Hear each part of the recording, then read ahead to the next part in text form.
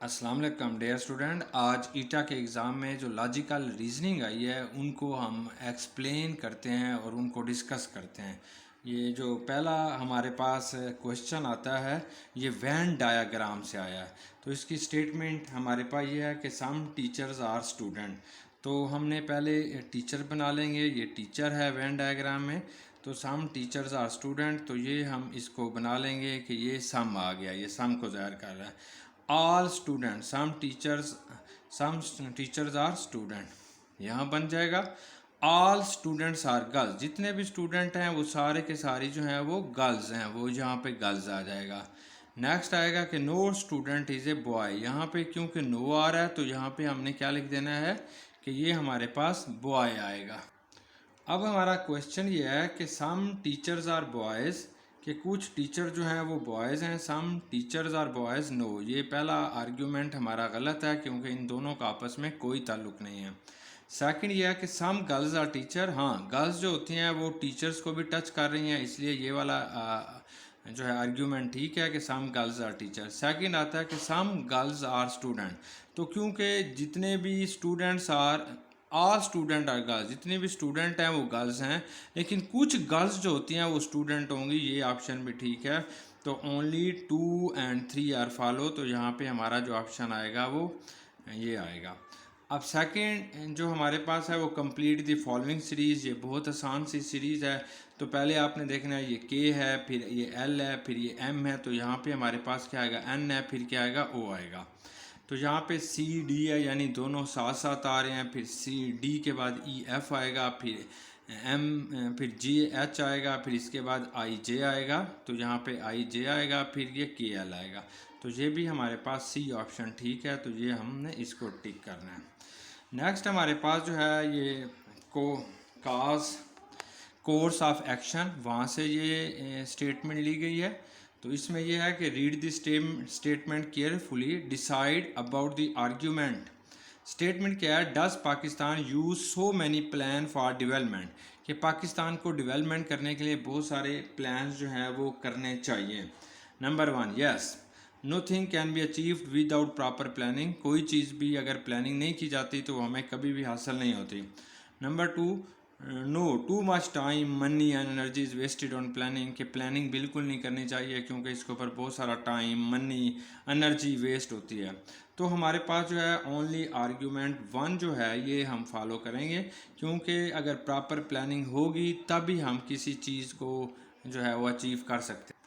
ये जो question number 4 है ये हमारे पास जो है वो एक क्रिटिकल थिंकिंग से लिया गया है।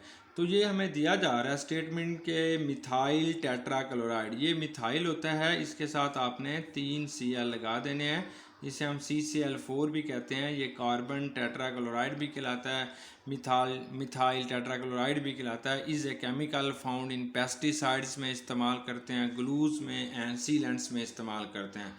एक्सपोजर, यानी ये ज़हर किया गया है कि मिथाइल टेट्राक्लोराइड जो होता है वो cause people to develop asthma, लोगों के अंदर दमे की बीमारी फैला रहा है। In order to have the nation's asthma rate, क्योंकि हमारे जो कौम है उसमें एस्थमा रेट जो है बढ़ रही है।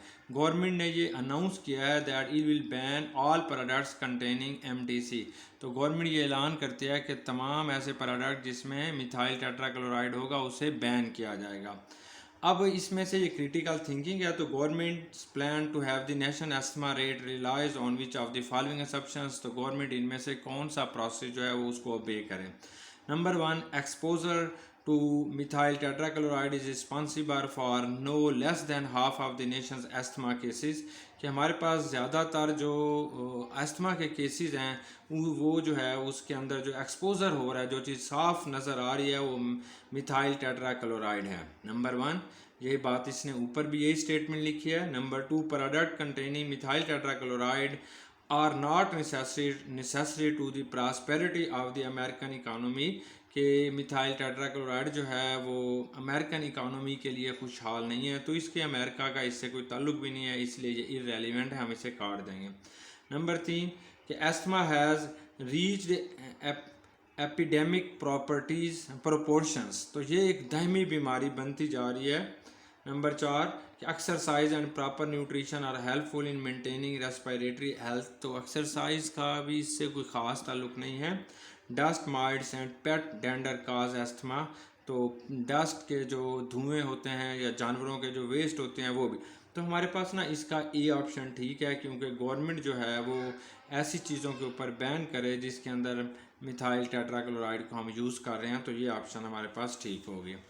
अब नेक्स्ट हमारे पास जो स्टेटमेंट आ रही है वो ये है कि importance of yoga and exercise is being realized by all section of the society.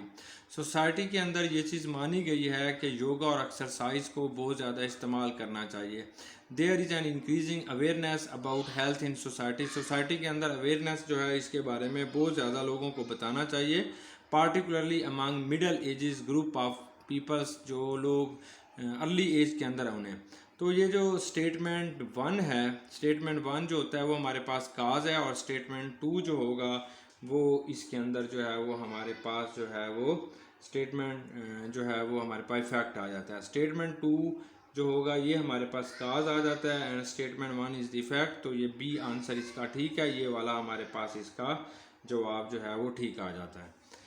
अब ये लास्ट है हमारे पास, इसका लास्ट ये भी क्रिटिकल थिंकिंग की तरह का एक क्वेश्चन है कि rate of interest on post office recurring deposit account have been increase with effect from 1 March. This has been done to attract more deposits. कि आमतौर पर जो पोस्ट ऑफिस है वो 1 मार्च से ऐलान कर रहा है कि मुनाफे के अंदर मुनाफे की शरह को जो है वो इंक्रीज़ किया जाएगा ताकि लोगों को अट्रैक्ट किया जा सके। Number 1 effort should also be made to make the public aware about this increase in the rate of interest. ये लोगों को इस पब्लिक को इसलिए भी ये एफर्ट्स की जा रही हैं ताकि लोगों को अवेयर किया जा सके, उन्हें बताया जा सके कि इंटरेस्ट रेट इंक्रीज़ हो गया। Number 2 if the deposit do not increase in next 6 month the rate interest should be further increase. अगर 6 महीने तक लोगों ने अपने डिपॉजिट जमा ना कराए तो फिर इंटरेस्ट और इंक्रीज़ हो जाएगी। तो इसमें ओनली 1 इज़ एफर्ट्स, लोगों को बताना चाहिए कि हमने इंक्रीज़ कर दी गई है। तो ये आज की लॉजिकल रीजनिंग थी। उम्मीद है कि आपको अच्छा समझ आ गया होगा।